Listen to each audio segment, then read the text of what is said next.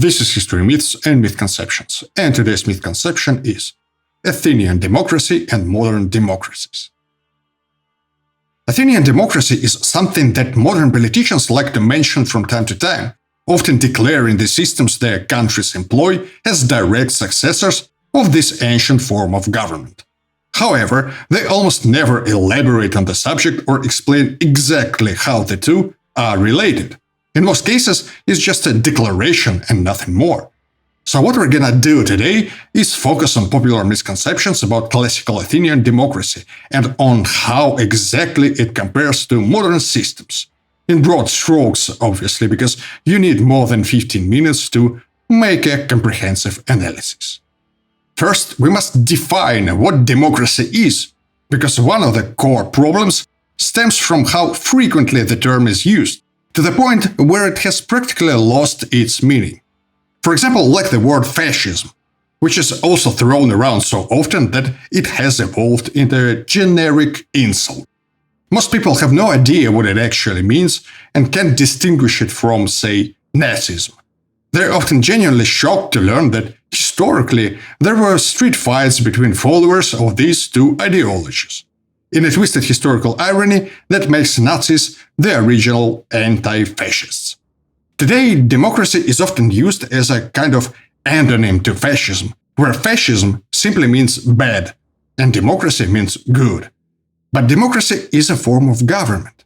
Or is it a political regime? It depends on whom you ask. Unfortunately, the term is defined rather loosely. The word itself is obviously derived from Greek. Demokratia means rule of the people, which tells us, well, not much. Let's take a look at some dictionary definitions. These definitions tend to be lengthy, but we'll try to keep it brief. Government by the people, a form of government in which the supreme power is vested in the people and exercised directly by them or by their elected agents under a free electoral system. A state having such a form of government. A state of society characterized by formal equality of rights and privileges. Political or social equality. Democratic spirit. The common people of a community as distinguished from any privileged class. The common people with respect to their political power. Sounds good. But is it really a form of government or a political regime? Because it is potentially a very important distinction. A famous example. Democracy is not necessarily a republic, and republic is not necessarily a democracy. Why? Because a republic is a form of government, while democracy is a political regime. These are two distinct concepts. And yes, there's also a school of thought that considers a republic a type of democracy, meaning all republics are inherently democratic. But this is wrong, because by that definition, ancient Rome during the Principate would qualify as a democracy. Let's try another definition and try to spot the differences. A form of government in which the people elect representatives to make decisions, policies, laws, etc., according to law. Now, the elected agents from the previous dictionary are called representatives, so that would be representative democracy. A form of government in which the people vote directly against or in favor of decisions, policies, laws, etc. That's direct democracy. An organization or situation in which everyone is treated equally and has the right to participate equally in management, decision-making, etc. Treated equally, okay. Political, social, or economic equality, the absence of hereditary or arbitrary class distinctions or privileges. Not bad, this definition labels countries like the United Kingdom or Sweden as undemocratic. Let's check something from a different ideological camp. Let's check the Great Soviet Encyclopedia. Maybe they have some additional ideas. A truly scientific understanding of democracy is provided by Marxism-Leninism, which considers it inseparably connected to the material conditions of society and its class structure. Son of a bitch! Okay, now we at least have an important distinction between representative democracy and direct democracy. Most countries in the world today are representative democracies. Athenian democracy, on the other hand, was a direct democracy. And this system was quite different. In fact, bundling representative and direct democracies under the same category might seem bold and not entirely justified. This classification usually hinges on the fact that, people in Athens voted for something. In our system, people are also voting for something. Yes, there is a similarity. But usually there is also a sharp difference, and one system is not necessarily derived from another. A bicycle and a car both have wheels and serve roughly the same purpose. You can classify them as means of transportation. But it would be absurd to call a car a type of bicycle. I'm not very good at analogies, but you get the idea. Let's proceed with a brief overview of Athenian democracy and how it worked. We're mainly discussing the system that existed in Athens from 507 BC to roughly 322 BC, with a couple of interruptions, notably in 411 and 404 BC. This period spans from the reforms of Cleisthenes to the end of the Lamian War, when Macedonian forces abolished Athenian democracy. While democratic institutions obviously evolved over time, we'll focus primarily on the classic 5th century democracy and the age of Pericles. Every adult male citizen had the right to vote in the popular assembly, the ecclesia, which gathered daily on the hill of Pnyx. Citizens would make speeches, deliberate and decide on laws and decrees through direct voting, with a simple majority ruling. It must be noted that Athenian democracy had an interesting procedure of ostracism, but this is a separate subject for a separate video.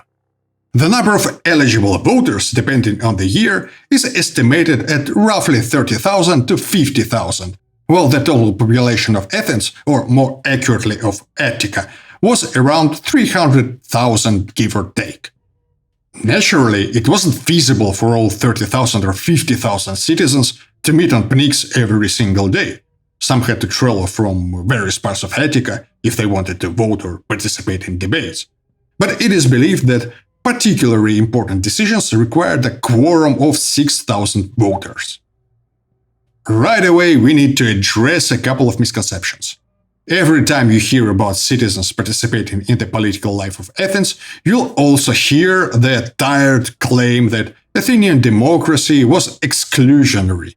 This is standard schoolbook material supported by childish arguments that boil down to, well, women couldn't vote and foreigners couldn't vote, so it wasn't really democratic. No, it was democratic, and far less exclusionary than most modern democracies. The sheer arrogance of condemning the Athenians because women didn't have the right to vote is astonishing, and it is a primitive manipulation of the worst kind. To put things into perspective, consider this quick timeline. The United Kingdom gave voting rights to women over 30 with property in 1918. Expanded it to all women over 21 in 1928. The United States granted women the right to vote in 1920. France granted it in 1944, Italy in 1945, Switzerland 1971, but some cantons resisted until 1990. And yet, people still have the audacity to accuse 5th century BC Athenians of failing to grant women voting rights. Also, just imagine how that might have worked given the social realities of the time. For example, in 2015, Saudi Arabia allowed women to vote in municipal elections. Also, Saudi Arabia is a country where until 2019, women couldn't leave the house without a male guardian. How independent could their voting decisions have been under such conditions? How independent could Athenian women have been without dramatic societal changes? As for the argument about foreigners, it's simply bizarre. No country in the world allows foreigners to vote. Well, at least not officially. Then there's the issue of slaves. But seriously, what did you expect? To the Athenians, and the Greeks in general, not to mention the Romans, the idea that slaves and women couldn't vote made perfect sense. There are numerous reasons for this, but the deal breaker was more or less the question of military service.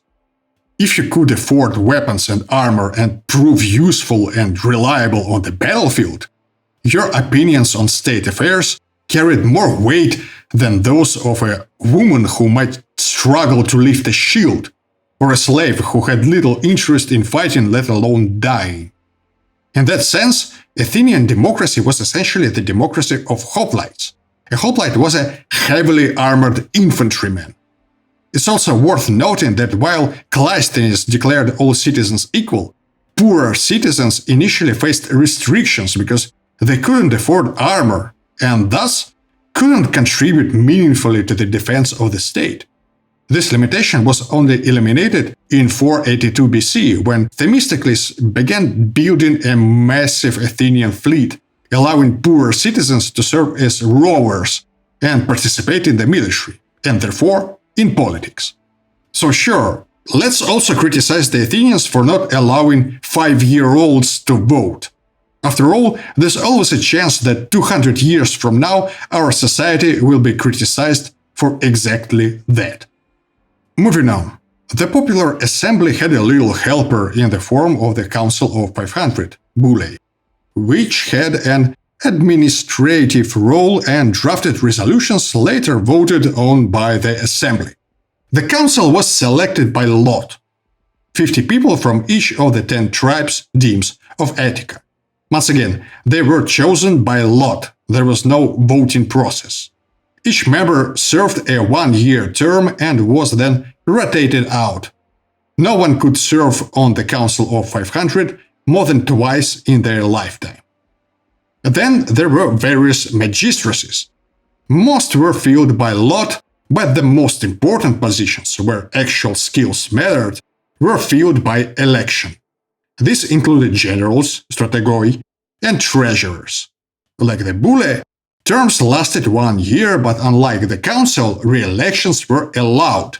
For example, Pericles was elected general 15 times in a row.